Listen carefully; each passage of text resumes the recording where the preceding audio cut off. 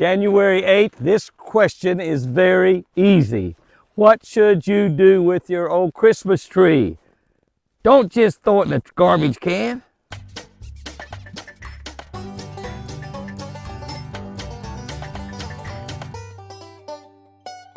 Good morning, guys and girls. January 8th, getting right on into 2024.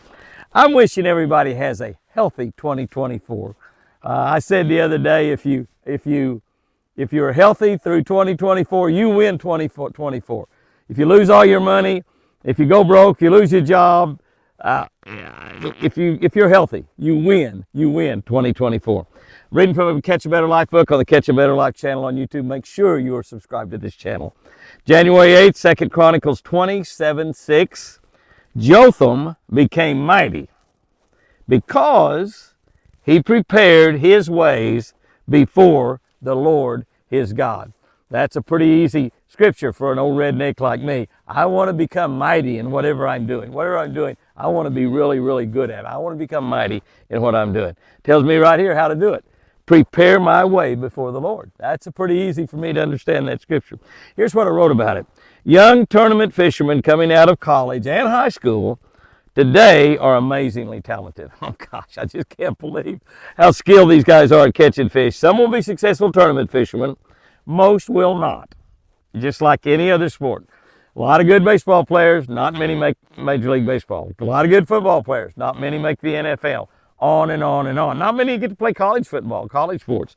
So most will not become professional tournament fishermen. Making a living fishing is still a very difficult game to play. You know, at the top level for most of my tournament career, BASS, we had 300 people fishing a tournament, 300. They only have about 100 right now, only have about 100. So it is easier now than it was back then, and there are a lot more sponsors now, but it's still difficult to make a living fishing. The other major tournament organization, MLF, I think, cut their field back. They were only allowing 80 anyway, and I think they cut it back to less people than that. Maybe 50 or 30 or something. I can't remember what it is, but they cut their field back also. So it's a pretty select group that make it to the top level of tournament bass fishing. And to get there, it costs a lot of money to play. So you have to have good sponsors. You have to be a really good fisherman, but you have to have good sponsors. Jotham became king when he was 25 years old.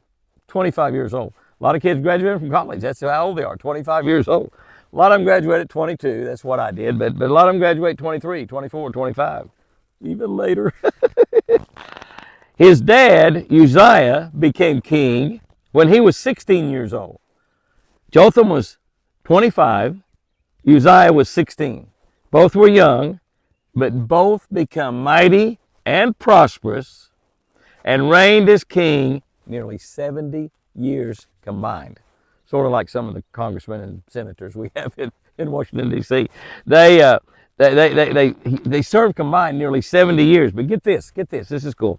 I love this family. I love this family. When you add in Jotham's grandfather and his great-grandfather, they reigned as king 137 years. One family. How in the world did all that happen anyway? How did they do that? All became king from ages 7 to 25. All became successful. Every single one of them were great kings. All became successful. All were in the same family. These next three words tell the story. All followed God.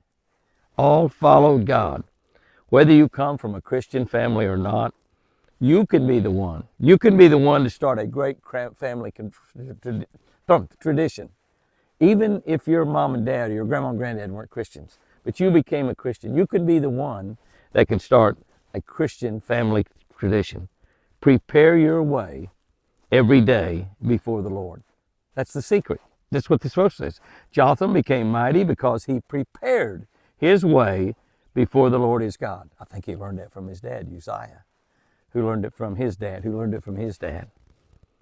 And they reigned 137 years. Prepare your day, your way, every day before the Lord. You will not only become mighty, you well just might be preparing the way to success for generations in your family. Generational success. We hear the terms nowadays, generational wealth. generational success.